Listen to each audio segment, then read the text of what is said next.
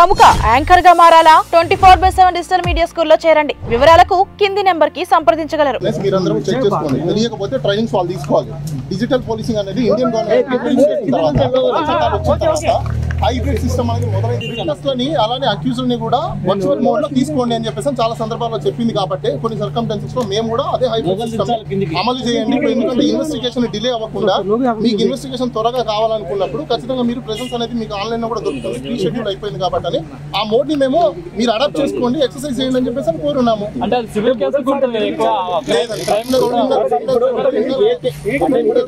కూడా అలాంటివి అలౌడ్ ఉన్నాయి. గందరగోళం ఏముంది? ఇప్పుడు నీకు పని ఉంది, పని లేనప్పుడు నువ్వు ఎక్కడ పని లేనా కాముకుంటావు. పని ఉన్నప్పుడు ఏం చెప్తావు? నాకు ఆ టైంలో కుదరలేదు, మళ్ళీ టైం కావాలని అడుగుతావు. అదే అడిగాం. దీంట్లో గందరగోళం ఏముంది? ఏ వ్యక్తికైనా స్వతంత్రంగా వాళ్ళ యొక్క షెడ్యూల్స్ చూసుకొని ఇన్వెస్టిగేషన్ కి కోఆపరేట్ చేయాలి. అరెస్ట్ ఎప్పుడు చేస్తారు? కోఆపరేట్ చేయనప్పుడు. కోఆపరేట్ చేస్తాను కుర్రో ముర్రో అని మొత్తుకొని మేము లెటర్లు రీప్లైలు ఇస్తున్నప్పుడు ఇంకెక్కడ గందరగోళం ఉంటుంది?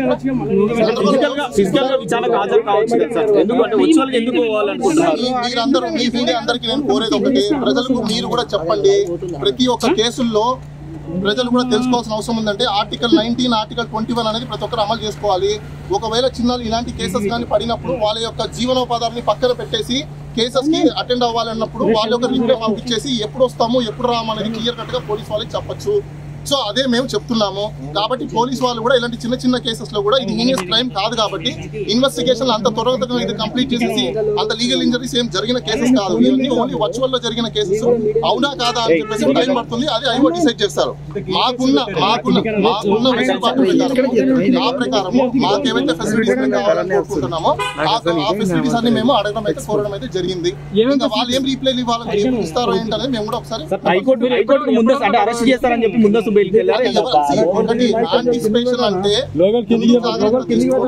ఎవరైనా తీసుకుంటారు. కాబట్టి అదే విధంగా మేము కూడా ముందస్తు జాగ్రత్తలు తీసుకుంటున్నాం. ఎందుకంటే పోలీసు వాళ్ళు ఎవరు ఇంకో విషయం, ఇప్పుడు ఇక్కడికి ఆంధ్ర పోలీసు వాళ్ళు వచ్చున్నారు. ఇది తెలంగాణ జ్యూరిస్డిక్షన్. పాస్పోర్ట్ లేకుండా అదే విధంగా లోకల్ ఇంటిమేషన్స్ లేకుండా ఏమీ లేకుండా డైరెక్ట్ గా పోలీసులు వచ్చేస్తుంది. రావడానికి లేదు. బయట మీకు క్లారిటీ ఇస్తున్నా. పోలీసు వాళ్ళు ఏ స్టేట్ లో పడితే ఆ స్టేట్ లో పర్మిషన్ లేకుండా పాస్పోర్ట్ లేకుండా రావడానికి లేదు. మీడియాలో అందరూ వేయండి. వాళ్ళకి పాస్పోర్ట్ ఇష్యూ చేయాలి. డిపార్ట్మెంట్ వాళ్ళు ఎవరైతే ఉన్నారో వాళ్ళ హెడ్స్ ఎవరైతే ఉన్నారో పాస్పోర్ట్ ఇచ్చి పంపించి లోకల్ పోలీస్ స్టేషన్ లో అక్కడ ఇంటిమేషన్ ఇచ్చి మాకు ఇంటిమేషన్ ఇవ్వాలి. అది కొన్ని కేసెస్ లో మాత్రమే ఉంటాయి. అవి హీనియస్ క్రైమ్స్. అవి ఏవి మర్డర్లు, రేపులు, అమ్మాయిలు ఎత్తుకోవడము, లేకపోతే దొమ్మిలు, దోపిడీలు ఇలాంటి జరిగిన కేసులో ఇది ఆన్లైన్ ఏదో పోస్ట్ పెట్టారని చెప్పేసి ఎవరో మనోభావాలు దెబ్బతిన్నాయని చెప్పేసి ఎవరి మీద పోస్ట్ పెడితే ఎవరో పై కంప్లైంట్ పెడితే ఇంకొకరి మీదకి రావడం ఏంటి? అసలు ఆ వ్యక్తి మనోభావాలు దెబ్బతిన్నాయని చెప్పేసి కంప్లైంట్ చేశారు. ఓకే, మంచిది.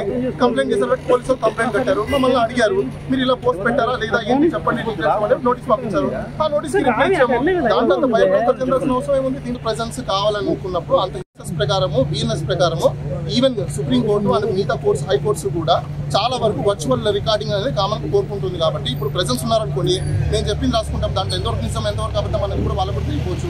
ఇంకా మీకు వర్చువల్ మోడ్లో అయితే రికార్డ్ చేసుకోవచ్చు, వీడియో రికార్డింగ్ ఉంటుంది, ఇంకా అథెంటిసిటీ ఉంటుంది, ఇంకా చాలా మీకు బేస్ డాక్యుమెంట్స్ లేకుండా ఈ వీడియోనే ఉంటుంది. కోర్టుకు అది కూడా సబ్మిట్ ఇప్పించుకోవచ్చు. మేము ఇంత ఫెసిలిటీ మేము ఇస్తామన్నప్పుడు ఇంత కోఆపరేట్ చేస్తాం అనుకోండి. ఇంకా గందరగోళం లేదు ఇక్కడ. కోర్టు కూడా చెప్పింది పోలీసులకు సహకరించాలని చెప్పి కదా. కోర్టు పోలీసు వాళ్ళకి సహకరించమని చెప్పింది. మేము సహకరించమని చెప్పాము. అంటే ఇప్పుడు ఫిజికల్ గా ఉన్నప్పుడు ఏదైతే ప్రశ్నలు వేస్తారో వీడియో కాన్ఫరెన్స్ లో అవే కదా ప్రశ్నలు వేస్తారు. దానికంటే మించి ఏమైనా వేస్తారా? లేకపోతే ఇంటర్నేషనల్ నుంచి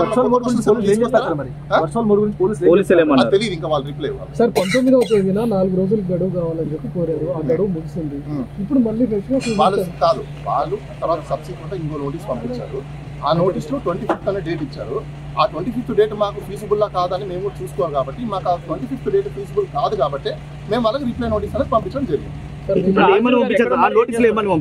ఆ నోటీస్ లో మేమైతే ఈ ఫెసిలిటీస్ అని మేము కోరుకున్నాము. ఇప్పుడు ఆయన ప్రీ ఆక్యుపై షెడ్యూల్స్ ఉన్నాయి, ఆయన ప్రాజెక్ట్స్ లో బిజీ ఉన్నారు. ఆ బిజీ ఉన్న కారణం చేతనే ఇప్పుడు మేము రాలేకపోతున్నాం. కాబట్టి మాకు కొన్ని డేట్స్ అయితే ఇవ్వండి అని చెప్పేసి అని వేరే డేట్స్ మేము కోరడం జరిగింది. క్లియర్గా మాకు 7 days ముందు ఇంటి మీద మీకు అందరూ ఒకసారి మీరు నోటీస్లో చూసుకుంటే రిప్లై నోటీస్లో క్లియర్ కట్గా మేము ఏమేమి అడిగాము ఏంటని క్లియర్ కట్గా ఉన్నాయి. సో వాళ్ళ ఆన్సర్ ఇవ్వకుండా ఆయన బిజీ ఉన్నారు, ప్రాజెక్ట్స్ లో బిజీ ఉన్నారు. తెలంగాణ పోలీసులు తీసుకుంటున్నారు. వాళ్ళు ఎవరు ఏం తీసుకున్నా ఇందులో అరెస్ట్ చేసేంత అఫెన్సెస్ కావు. దీంట్లో అరెస్ట్ చేయడానికి లేదు. ఫస్ట్ పాయింట్ వాళ్ళ ప్రొసీజర్ ఫాలో అయినా కూడా మీకు ఈవెన్ కోర్టులో ప్రొడ్యూస్ చేయాలన్నా కూడా ఎందుకు అరెస్ట్ చేస్తున్నారో అని ఆన్సర్ చెప్పాలి. వాళ్ళు ఎప్పుడు అరెస్ట్ చేస్తారు జనరల్గా మీరే చెప్పండి. కోఆపరేట్ చేయనప్పుడు, అవునా? ఒక లీగల్గా నోటీస్ పంపించినప్పుడు అది కోఆపరేట్ చేయకపోవడమా, కోఆపరేట్ చేయకుండా ఉండడమా? వాలంటరీగా మేమే ఆన్సర్ చేస్తున్నాం కదా. కోఆపరేషన్ అంటే ఏంటి? కోఆపరేషన్ అంటే ఏంటి? ప్రతిదీ మేము అందుబాటులో ఉండడము, అందుబాటులో లేకపోవడం అయితే అది నాన్ కోఆపరేషన్ అనుకోవచ్చు. When we are cooperation then very is matter of arrest. చాలా సింపుల్ కేసులు అండి. అది ఆన్లైన్లో ఏవో పోస్టులు పెట్టారు, ట్విట్టర్లో పోస్టులు పెట్టారు, ఫేస్బుక్లో పోస్టులు పెట్టారని చెప్పేసి పెట్టారు. అసలు ఏం పోస్టు ఏంటి అనేది మాకు ఓన్లీ ఇంకో విషయం నేను ప్రజలందరికీ చెప్పాలనుకుంటున్నా కూడా, ఏదైనా నోటీస్ వచ్చినప్పుడు దానికి ఎన్క్లోజర్ కంపల్సరీగా పెట్టాలి. చాలా మంది పెట్టకుండా ఇస్తున్నారు. నోటీస్ అంటే ఓన్లీ ఒక నోటీస్ పేపర్, 1 పేపర్ ఇవ్వడం కాదు. పేపర్తో పాటు క్రైమ్ నెంబర్ ఏదైతే ఉందో క్రైమ్కి సంబంధించిన ఎఫ్ఐఆర్ ఇవ్వాలి, కంప్లైంట్ కాపీ ఇవ్వాలి. దానికి సంబంధించినవి ఇచ్చినప్పుడు వాళ్ళు కాల్ ఫర్ నోటీస్ అడుగుతారు. ఎందుకంటే ఇప్పుడు ఒక అక్యూజ్ వస్తారు, అసలు ఏం కేసు పెట్టారు ఏంటని బేసిక్ అతనికే తెలియకుండా ఏం ఆన్సర్ చేస్తారు? అసలు కేసు తెలియాలి కదా. ఇలాంటి కేసులు ఎక్కువ ఉన్నాయంటే మరి ఆ స్టేట్ లో ల్యాండ్ ఆర్డర్ అలా ఉంది, ఏం చేయగలుగుతాం?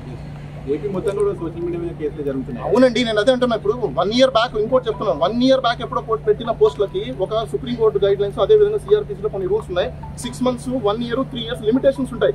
లిమిటేషన్స్ అయిపోయిన కేసులను కూడా పెడుతుంటే ఎవరేం చేస్తారు? అంటే అప్పుడు కోర్టులో ఛాలెంజ్ చేస్తారు. పోలీసులు స్పందించలేదు అన్నట్టు అన్నారు. అదే నేను అంటున్నా. లిమిటేషన్స్ అయిపోయిన తర్వాత క్రైమ్ తీసుకురావడం అనేది అది లా ప్రకారంగా స్టాండ్ అవ్వదు. అవి లిమిటేషన్స్ ఉన్నాయా లేదా అని చెప్పేసి అని మేము దాన్ని examination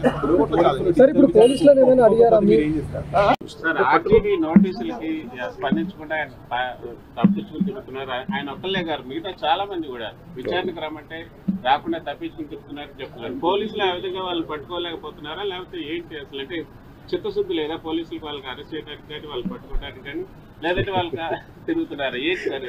let the police do their job, let me do my job. నా పని నేను చేసుకున్నాను, వాళ్ళ పని వాళ్ళు చేయాలి కదా. గత గవర్నమెంట్ లో అయితే ఎక్కడున్నా అవునా? చెప్తున్నారు ఢిల్లీ నుంచి కూడా పట్టుకెళ్ళిన సందర్భాలు అలా అనిపించట్లేదా ఇప్పుడు? అంటే మీకు ఇప్పుడు చంద్రబాబు గారి మీద నందిగామలో దాడి చేసిన వాళ్ళు సింపుల్ గా కోర్టుకు వెళ్ళి వచ్చి మేము బయటకు వచ్చేసామని చెప్పి కాలర్ ఎగరేసుకునేటువంటి పరిస్థితి కనిపిస్తా ఉంది. సో అంటే నేను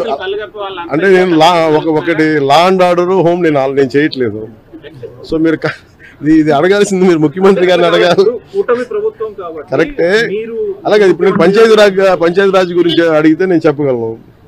కొన్ని ఇది మా ఇంటర్నల్ గా ఏం జరుగుతుందో ఒకసారి మీరు చెప్పిన అన్ని ఖచ్చితంగా నేనే దాన్ని తప్పించుకోవట్లేదు కదా. కానీ ఒక మాట చెప్పేటప్పుడు కొంచెం బాధ్యతగా చెప్పాలి.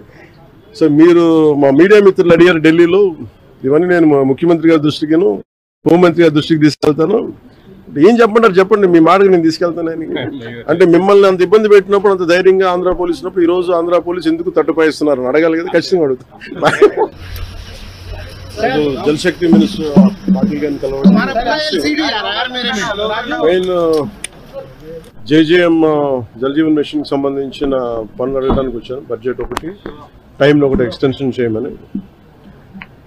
గత ప్రభుత్వం ఏం చేసిందంటే, వైసీపీ ప్రభుత్వం వాళ్ళు సర్ఫేస్ వాటర్ నుంచి తీయమంటే వాళ్ళన్నీ గ్రౌండ్ వాటర్లో తీసేసి చాలా వరకు మల్టీ విలేజ్ స్కీమ్స్ అనౌన్స్ చేసి చాలా తక్కువగా చేసి పర్సంటేజ్. ఒకటి మ్యాచింగ్ గ్రాంట్ ఇవ్వకపోవడం వల్ల మన కేవలం లెస్ దెన్ 2,000 కోట్ల రూపాయ వాళ్ళు రాష్ట్రానికి వాడారు. వాళ్ళు మ్యాచింగ్ గ్రాంట్ ఒకటి ఇవ్వకపోవడం, ఇంకా మనకి 16,000 కోట్లు ఇంకా వాడుకోవాల్సిందే. దానికి సంబంధించి ఒకటి. అలాగే ఈ సర్ఫేస్ వాటర్ నుంచి తీసుకోవాలని కొంచెం ఎక్స్ట్రా ఖర్చు అవుతుంది, దీని మీద మాట్లాడుకున్నాం. సో ఒకసారి వాళ్ళ సహాయ సహకారాలు అడగటానికి, అలాగే ప్రధానమంత్రి గారు కూడా ఇంకా ఒకసారి తెలియజేస్తామని చెప్పారు మనం అడిగిన ఇవన్నీ డిమాండ్స్ అని. వీటికి సంబంధించి వాడిని అడిగిన మేజర్ రెండు, ఒకటి బడ్జెట్ని ఇంక్రీజ్ చేయమని చెప్పాం, 2 టైం జేజేఎంని టైం లైన్ ఇంక్రీజ్ చేయమని చెప్పాలి. అలాగా అది మనం 27 దాకా అడిగాం. అది ఇప్పుడు రేపు అన్ని రాష్ట్రాలకి ఇది అవసరం, పూర్తి అనుకున్న నిర్ణీత వ్యవధిలో అవ్వలేదు. అందుకని వాళ్ళు అది చేస్తానని చెప్పి అది ప్రధానమంత్రి గారు నిర్ణయం తీసుకోబోతారు. రేపు కలిసిన ప్రధానమంత్రి గారిని వారికి తెలియజేస్తారు. నేను మాట్లాడేది ఇప్పుడు మన ముఖ్యమంత్రి గారే మాట్లాడారు. లేదు ఉన్నాయి, వాళ్ళు అదే చెప్తా ఉన్నారు, వాళ్ళు వాడలేదు. అందుకనే కదా ఈరోజు అంటే మనకి నైతికంగా కూడా బలం ఉంది. కాకపోతే ఏంటంటే గత ప్రభుత్వం చేసిన ఈ తప్పులన్నీ మనకి వారసత్వంగా వచ్చినాయి. అది వాళ్ళు చేసిన తప్పులకి ఈరోజు మనం మాట పడాల్సి వస్తుంది. మాట పడుతున్నాం ఎందుకంటే ప్రజలకి ఇచ్చిన ఇది ఇంకొక ఆల్రెడీ మనం ఇంకొక 2-3 వారాల్లో దీనికి కంప్లీట్ డీటెయిల్ ఒకటి చేస్తున్నాం. జేజేఎం సంబంధించి డిపిఆర్ కూడా ఒకటి చేయాలి. ఇవన్నీ ఒక 2-3 వారాల్లో అయిపోతుంది అనుకుంటున్నాం. ఈరోజు అంటే మన వైస్ ప్రెసిడెంట్ గారిని కలుస్తాం సాయంత్రం, అలాగే రైల్వే మన మినిస్టర్ గారిని కలుస్తాం, ఫైనాన్స్ మినిస్టర్ గారిని మన నిర్మలా సీతారామన్ గారిని కలుస్తాం.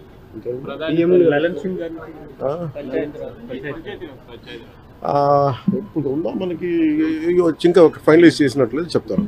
ప్రధాని గారితో ప్రధానంగా ఏ అంశాలను ప్రస్తావించబోతున్నారు సార్? ప్రధానమంత్రి గారిని పెంచడం ఒకటి జల్ జీవన్ మిషన్ మీదే ముఖ్యంగా ఉంటుంది. అంటే ఎందుకంటే ప్రధానమంత్రి గారి కోరిక అంటే ఆయన కళ ఇది, ప్లస్ ప్రతి ఒక్కరికి రక్షిత మంచినీరు ఇవ్వాలని, దానికి మేమందరం కమిటెడ్గా ఉన్నాం. అందుకనే ఒక మోడల్ స్టేట్గా చేయాలనేది ఆయన నా అభిప్రాయానికి తెలియజేయడానికి.